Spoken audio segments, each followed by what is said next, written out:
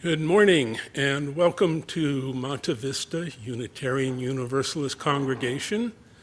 I'm Alan Worley, President of the Board of Trustees, with my vaccines or antibodies, welcoming you on another outstanding, beautiful Sunday morning. Gotta love it. Please be sure to check the Thursday announcements or Community Connections. We've changed the name. It saved me a lot of grief by doing so, because I was ready to come to yoga last Saturday, which was the original intent. But in the connections, it stated yoga begins on the patio next Saturday. So keep yourself up to date. We have 2 weeks until Reverend Maggie's installation. And again, just read the announcements, please.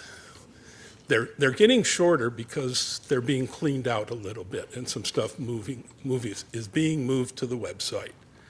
So, all in all, have a great day.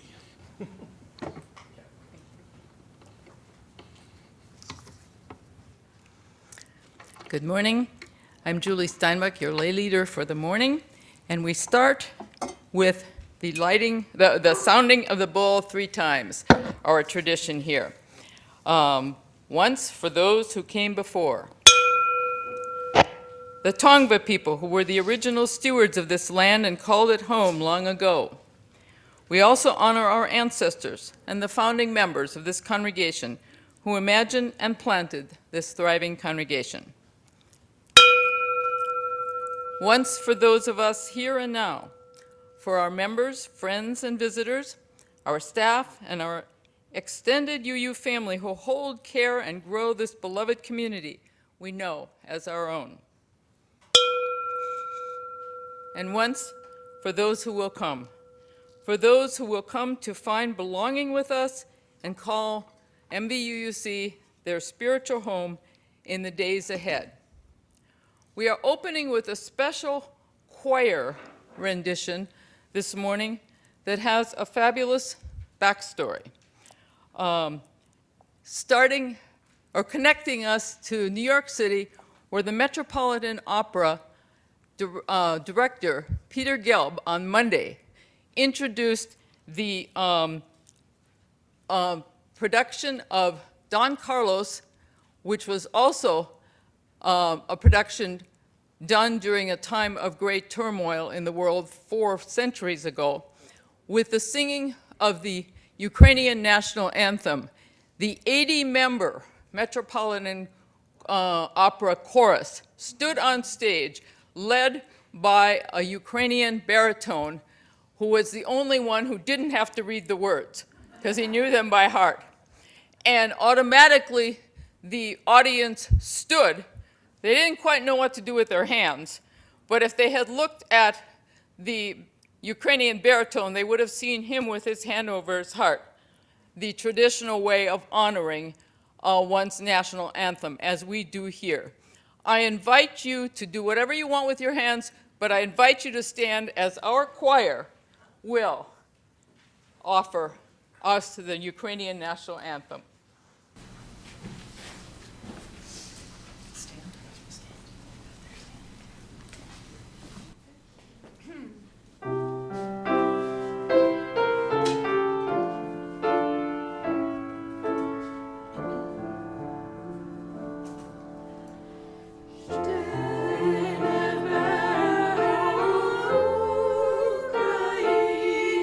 Ukraini, Slava.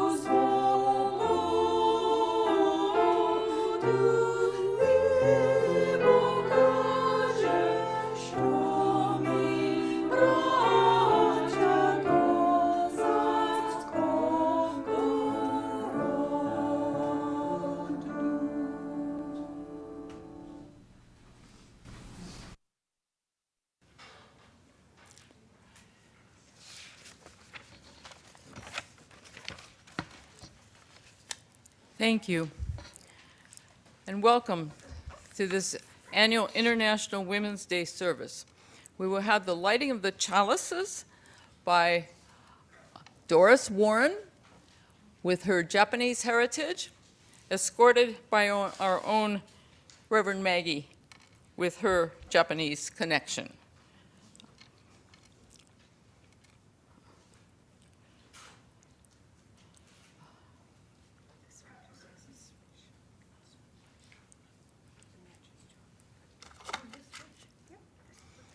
We light 2 chalices, one for our own community here, and the second one for our Philippine partner church, the one on your right, which is made from coconut shells that our Filipina children in the RE program made for us when our Philippine partnership started 15 years ago. And our chalice lighting words are from our East African Unitarian woman. I'm not saying the country she's in because they're on refugee status in East Africa, with their lives being in danger because of their Unitarian resistance, shall we say. Sylvie Nieramana. We light these chalices for all the women around the world who stood up for women's human rights. May their endless efforts not be in vain, but bear fruits for all generations.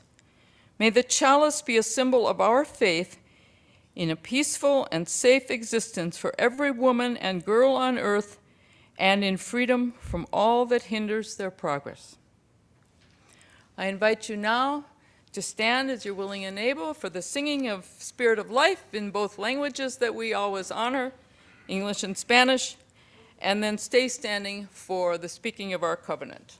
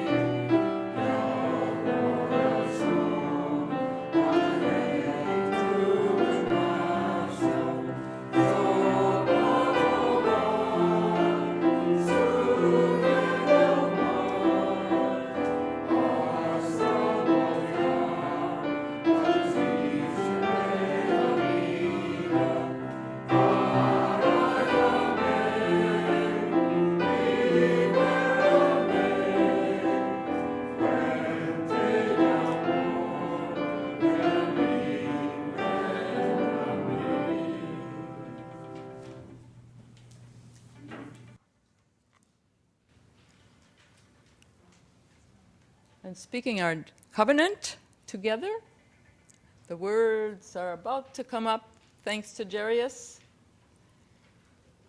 Almost. There we go, we know the beginning.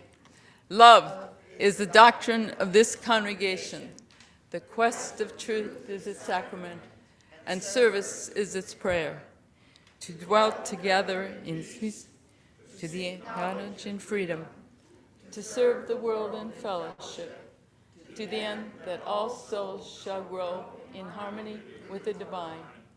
Thus do we covenant with each other.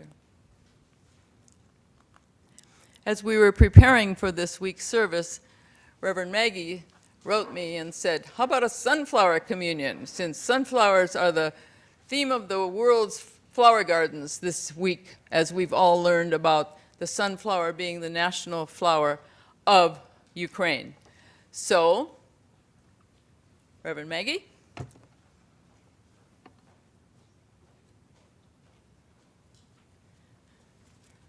Thank you, Julie, and hello, everyone.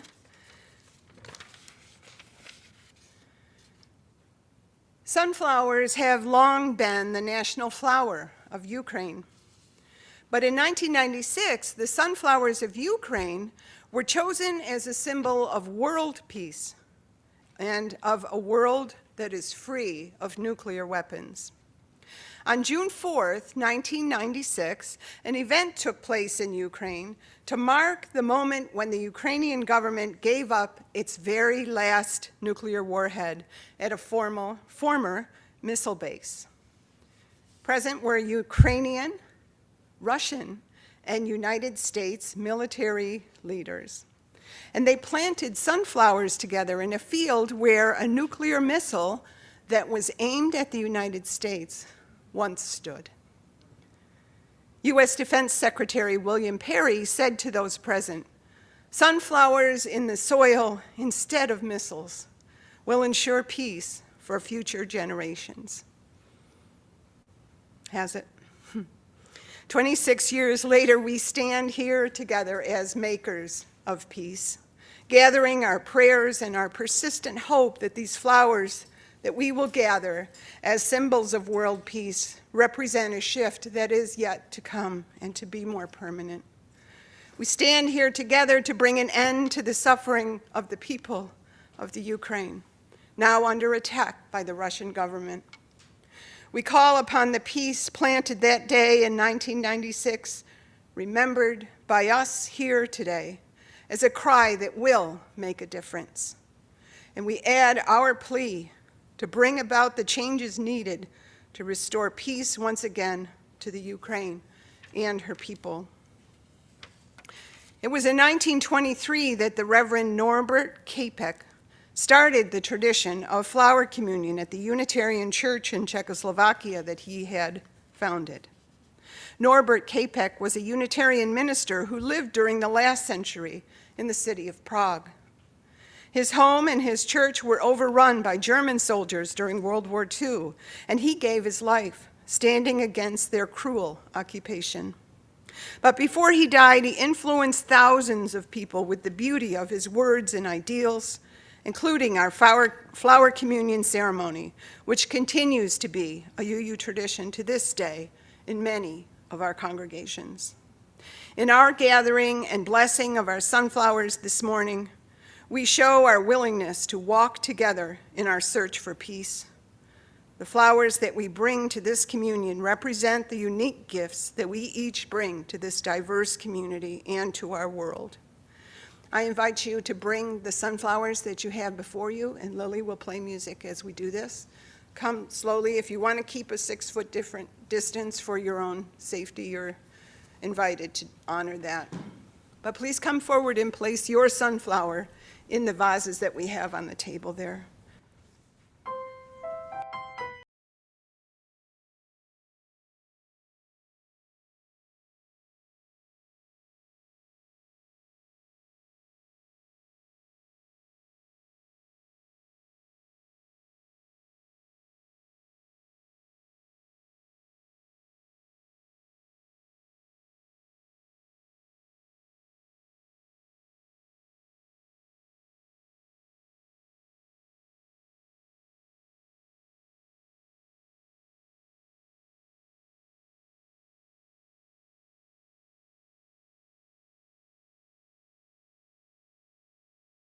Amen.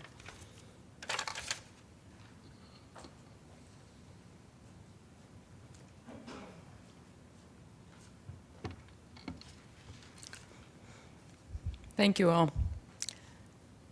The sunflowers falling down on the ground made me think of the video that went viral this week about the elderly woman in Ukraine who was handing out sunflower seeds to the Russian soldiers to put in their pockets so that when they were buried, sunflowers would grow again. Switching to another country, I'm going to share just the information and vision of a book about an international woman of great renown and heroism.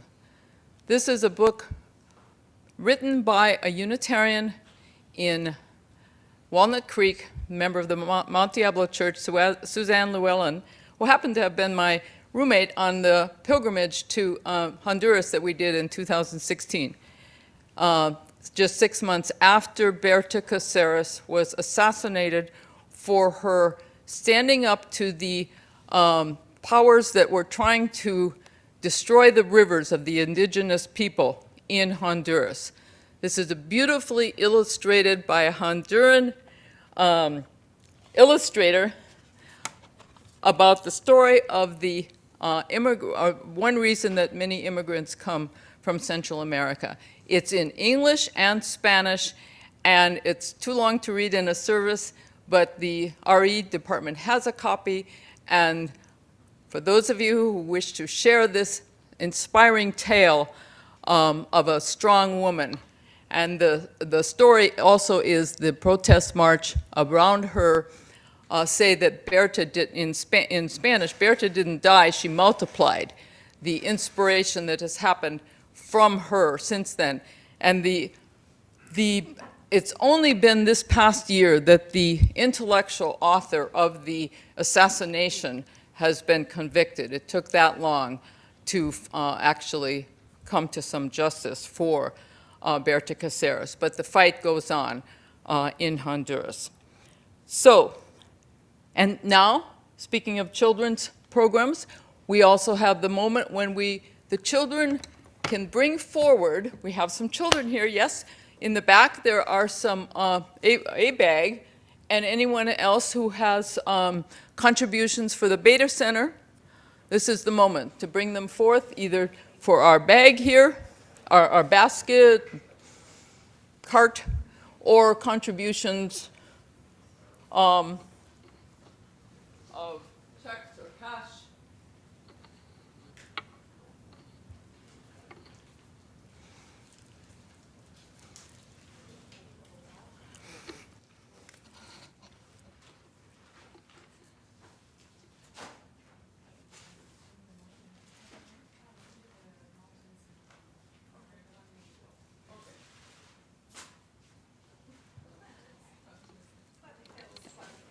And we're working on a new song to sing the children out, but we're not quite ready for that yet. Lily and Robert are working on it. So we will, as soon as they get it all here. The Beta Center in South Pomona, as many of you know, has been long supported by this congregation, not only with the contributions, but also volunteers. And Doris, are you still volunteering down there? Okay, but she did for many years, as have many, a good number of other people here at Monte Vista.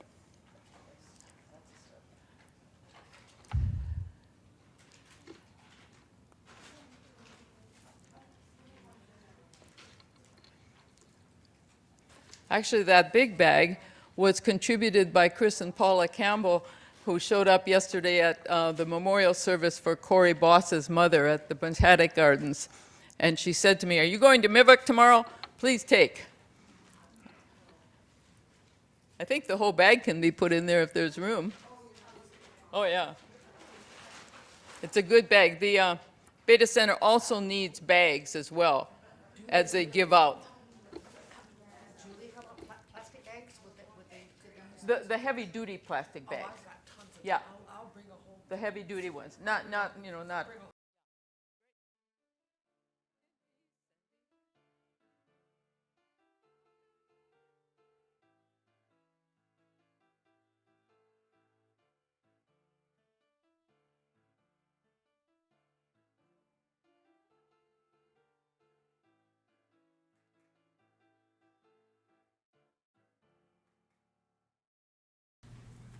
I forgot to mention that the children then also take the chalice from the Philippines to their classes. So they have the spirit of the Philippine children with them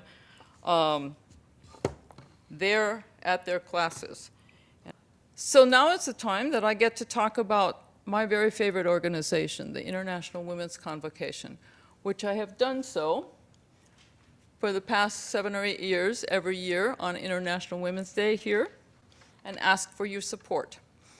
And we're just going to go through a few of the programs, just pictures of where IWC operates around the world. These are Unitarian women working with other Unitarian connected organizations in other countries.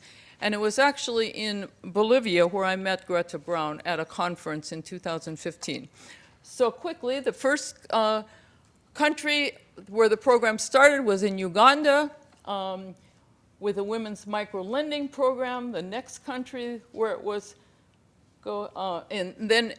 which led to, in Romania and Hungary, a women's leadership program that I picked out this picture because Six Thinking Hats decision making too. It made me think of the workshops that many of us have been to, where there's different interesting little exercises to go through.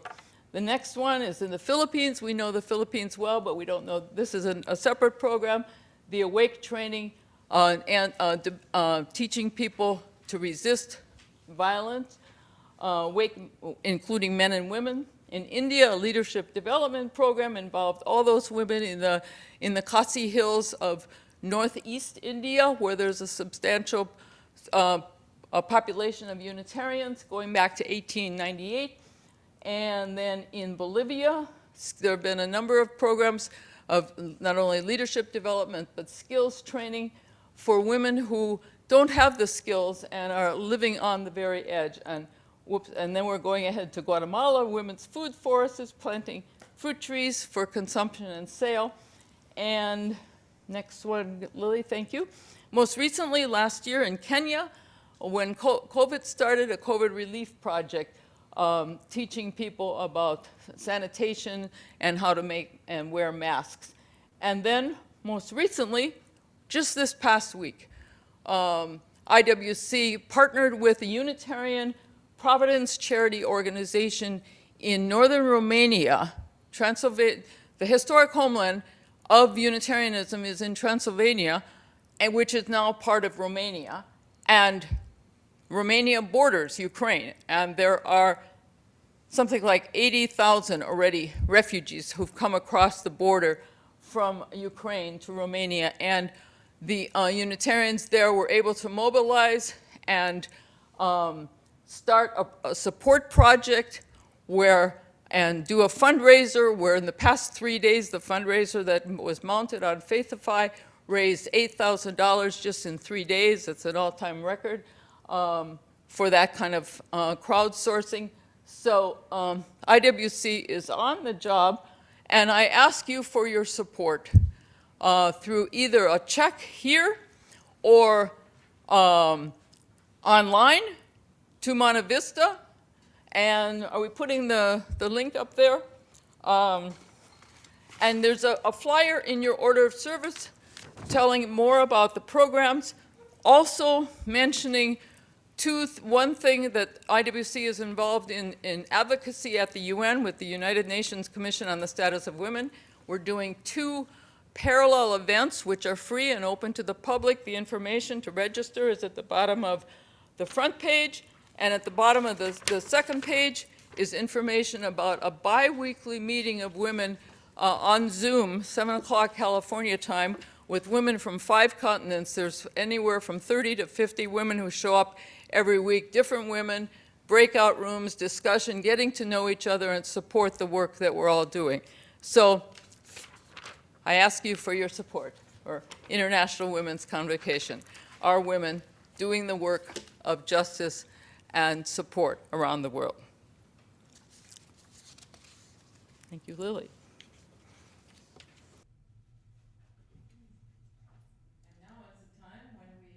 Our delights and disappointments, joys and concerns in this world. And those online, hello, I believe I haven't greeted you all, sorry, can enter into the chat. And Catherine, are you monitoring the chat? Or no? Is anyone monitoring the chat? Well, Julie's is too. Yeah, my shirt's from Kyiv too. It's a different version, but yeah, it's really fun. It's a moment to honor this. Any other joys and concerns? I guess not. Okay, so this is the moment when I get to introduce Our guest speaker today, a new resident at Pilgrim Place, Gwyn Kirk, has an incredibly impressive background. I can't possibly tell you everything, but when Gwyn moved to Pilgrim Place in October, very quickly she was featured on a community Zoom about showing a film that she had been part of producing and directing about her involvement, hers and many other women's involvement, in the Greenham Common women's movement back in 1981, an anti-nuclear women movement, 1981 to 2000, 19 years these women were there, that she wrote a book about in the early years, actually. And you see the graphic on this book is the one on the front of your order of service. Gwyn was born in England. Her father was a conscientious objector, so she comes to her through the bloodline, her peace activism, and she has a PhD in sociology from the London School of Economics.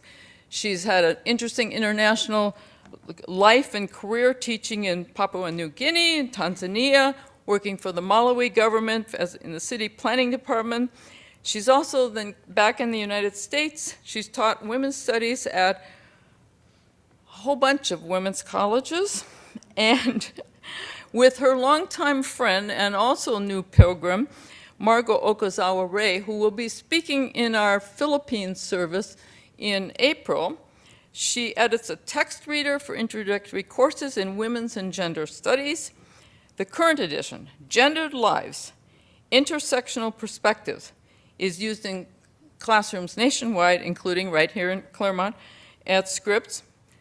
Most relevantly to today's presentation, she is a founding member of the International Women's Network Against Militarism and Women for Genuine Security. Whoa.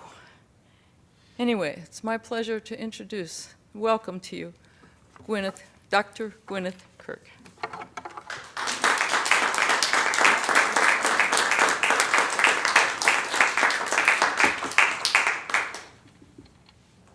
Thank you. Thank you so much for your very warm welcome. And thank you, Julie, for inviting me to do this. Also to Lily, who will help show some slides I want to share with you. When Julie invited me to come today in honor of International Women's Day, of course I was delighted. But I had no idea that we would be in the midst of this war in Ukraine, and that so much that you and many people in the Unitarian Universalist congregations worldwide and others have worked so hard to try to prevent this current situation, and particularly being an old anti-nuclear activist, as I imagine many of you also are, it's a daunting moment. So I just want to acknowledge that. At the outset. And also, Julia, it was great to see the work that the international UUs are doing, in supporting women's programming around the world. So I'm here today just to talk about a small network that I've been involved in for about 25 years, actually, that focuses on a very different part of the world, and that's Asia-Pacific region, including the Philippines, South Korea, Okinawa, mainland Japan, Guam, U.S. territory, and Hawaii, now a U.S. state, and some of us on the west coast of the United States. So if you wouldn't mind starting with the slides, please, Lily. I'm sorry I can't see you, but I'll thank you personally afterwards. So as you know, the United States military divides the world into commands. And the largest command is now called Indo-Pacific Command. Headquarters is in Hawaii. And as you can see, this is a huge area of both the Pacific Ocean and many, many nations in Asia. 35 countries, 50% of the world's population, 2 of 3 largest economies, 9 out of 10 largest ports, 7 of the world's largest militaries, 5 declared nuclear nations, The US 7th Fleet, which is home-ported in Japan, has about 200 ships, and there are many bases and visiting forces agreements with various countries, including the Philippines. So here we are, the International Women's Network Against Militarism, drawing from some of those communities. Okinawa, Japan, Korea, I just went around through some of them. The Buklod Center in Olongapo in the Philippines, a group called Philippine Network for Peace and Security, Women's Voices, Women Speak in Hawaii. Those of us in the States calls ourselves Women for Genuine Security. That's a way of saying we're in dialogue and opposition to ideas of national militarized security, thinking about what constitutes everyday security for ordinary people. Some of our members are active with International Peace Bureau and Women Across the DMZ, a group that is trying to help foster a peace agreement to finally end the Korean War. So let's move on. So we're in these very different locations, and there are complex histories and inequalities. Japan has been an occupier in World War II of the Philippines, of Korea for even longer. The United States, of course, is a very powerful player. The Japanese yen has powerful currency. So we have to kind of bear in mind these complex inequalities at the same time as we're trying to work together across our differences, language, culture, history, in a kind of common context of struggle.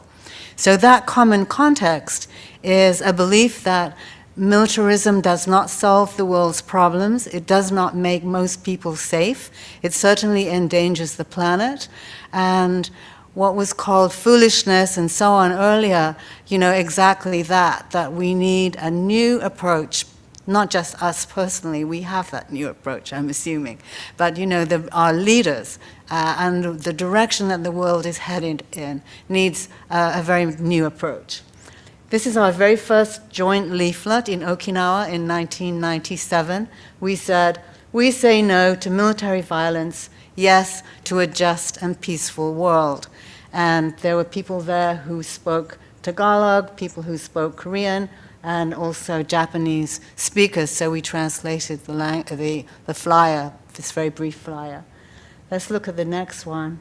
Over the years, our analysis has got a little bit more complicated, so we think of this 5-finger analysis that looks at gender, the impacts of women, race, impacts on people of color, class, impacts on poorer people, the roles of nation states in promoting militarism, and also the impacts on the earth of military, both war and preparations for war.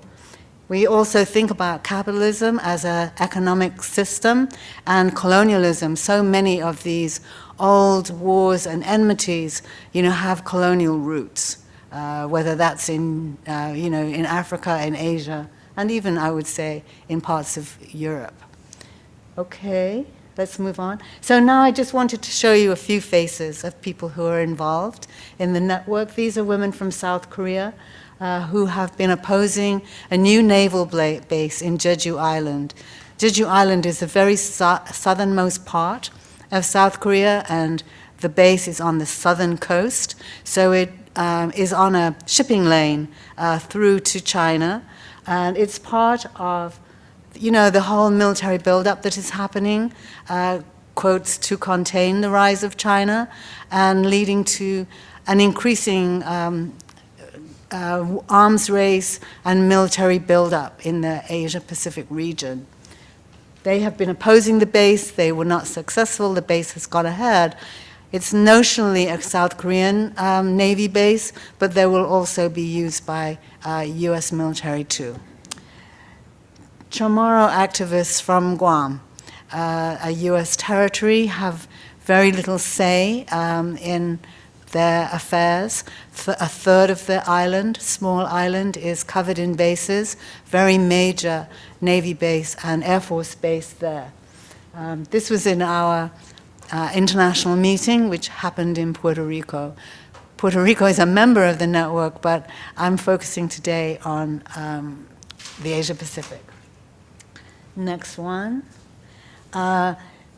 in the Philippines, we're mainly connected to people who have been campaigning against nuclear power in the Philippines, maintaining a nuclear-free constitution, which the Philippines has, one of few in the world, and a center in Olongapo near the old Subic Bay naval base, which was a very big source of military prostitution in the past and is still used for rest and recreation for naval ships.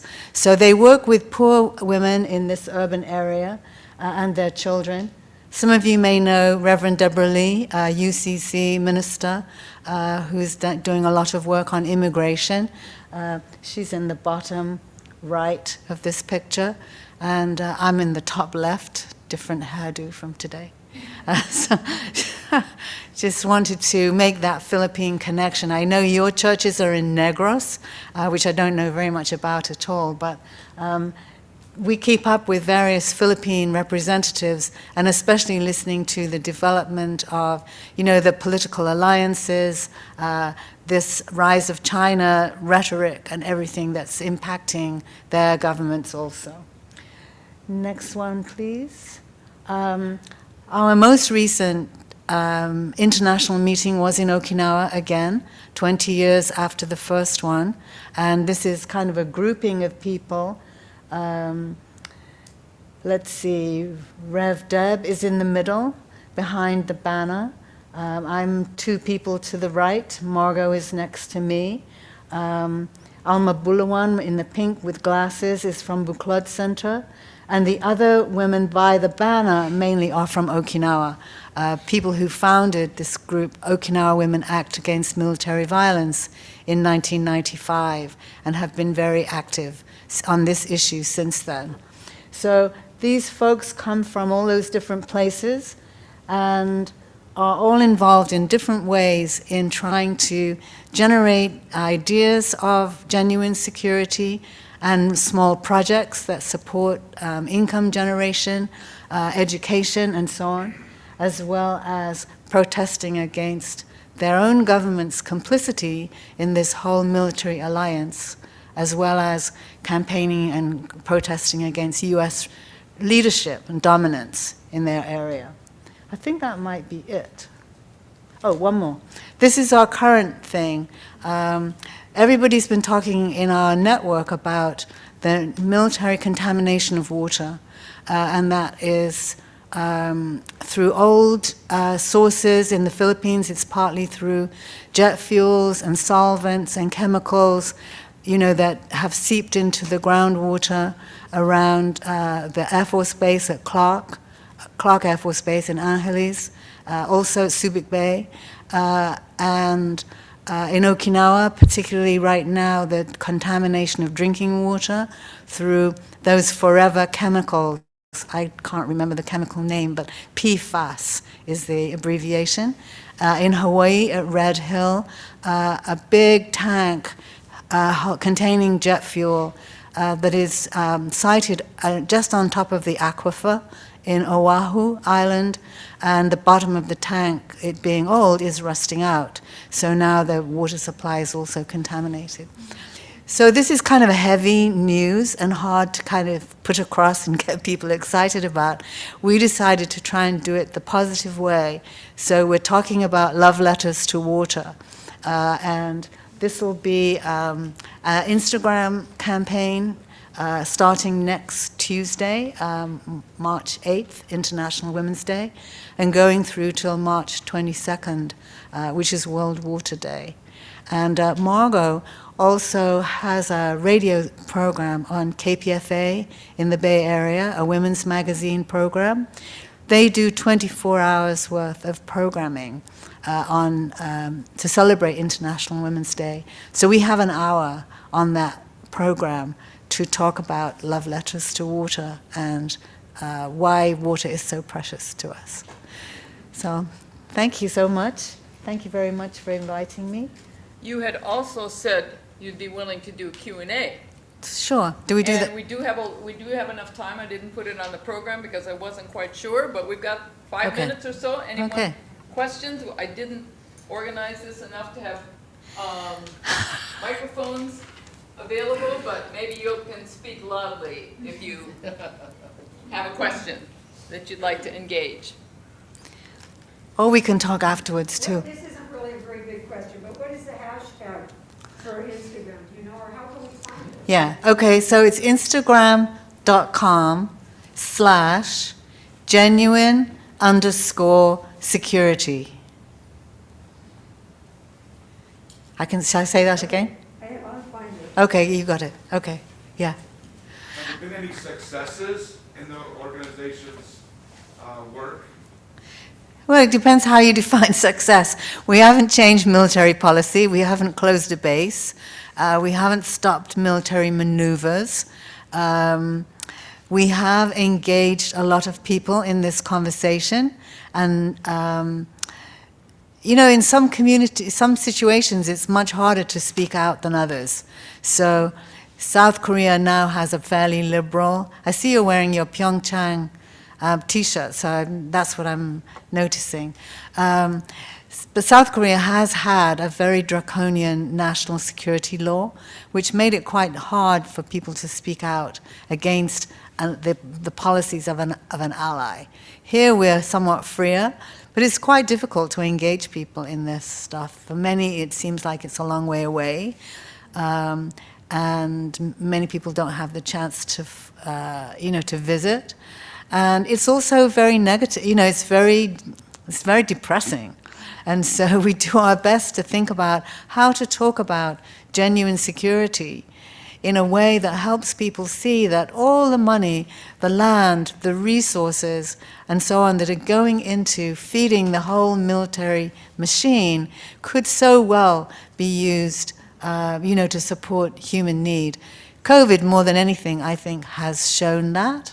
That militarism doesn't solve a problem like that. It doesn't solve most problems in the world. In my view, it makes them worse. But have we had successes? I used to think, when we first started, our goal was to grow. And by growth, I meant adding more and more places. And that was very hard to sustain. We're an all-volunteer network. And so then I thought growth was about depth. We just needed to go deeper in our thinking, in our analysis, our engagement, our conversations, our relationships. And that happened a little.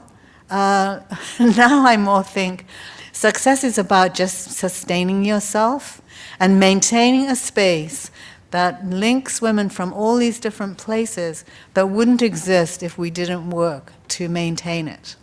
And the reason why we're able to maintain it, I think, is because we put a lot of emphasis on relationships and getting to know who the other person is.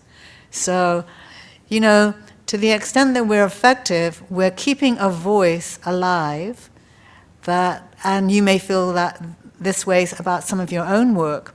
We're keeping a voice alive in a world that is being governed by different values and is moving in the wrong direction. And it's very important for us to keep that voice alive. It's not enough. We hope to grow, of course, and have more people, be like-minded and to be able to even influence leaders. But military policy goes to the heart of what the nation state is all about. And so we realize we're taking on something very big, but we want to continue to put out a vision of a very different world. Thanks for your question. Yeah. Yeah, I'm just wondering, how do you think about these issues in the context of the conflict in Ukraine and the kind of, alliance that NATO is in relation to Putin and the Russian?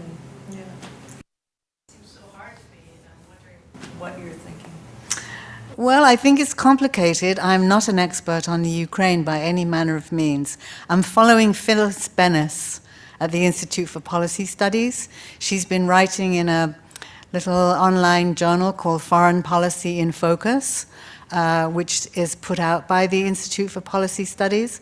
And every week they post new information about international affairs and foreign policy.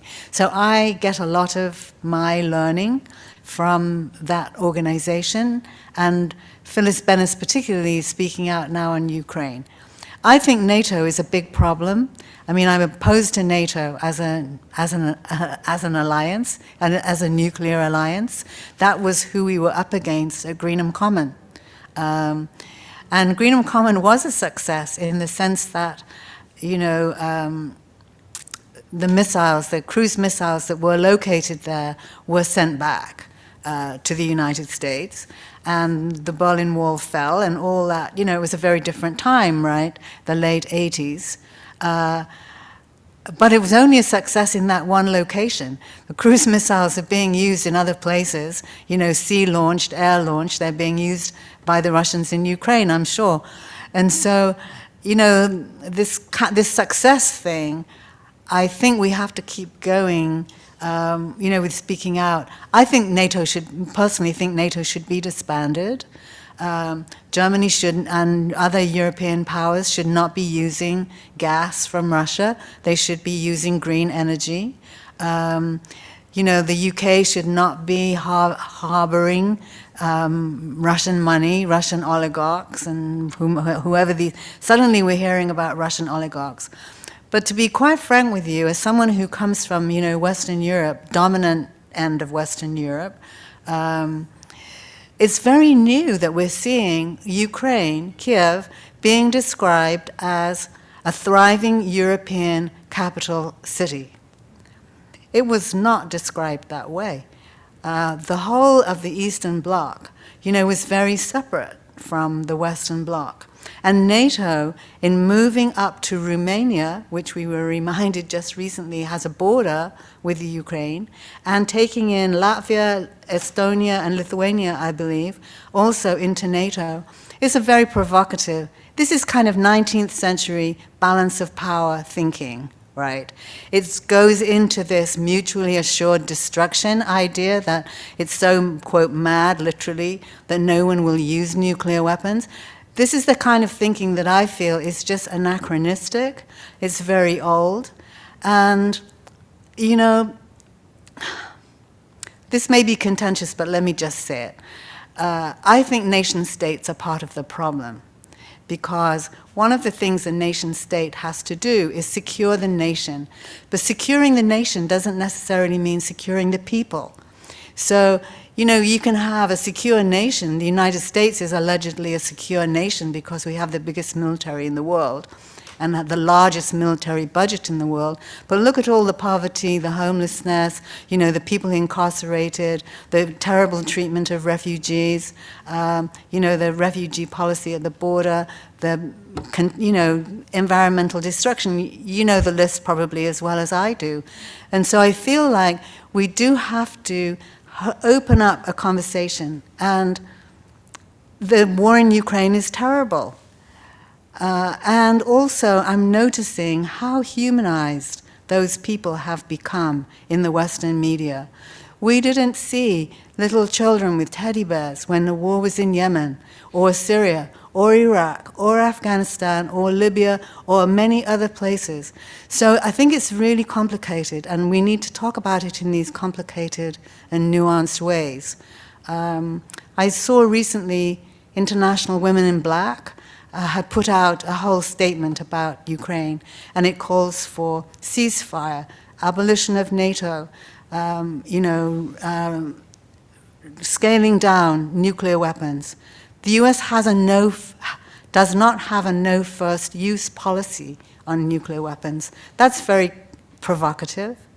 So that for all we're being invited to see Putin as insane and particularly crazy, I don't want us to be mobilized into that way of thinking if it means we think the other side is sane. So, for what it's worth, that's kind of how I'm thinking about it right now. Thank you, Gwyn. Thank you. Thank you so much.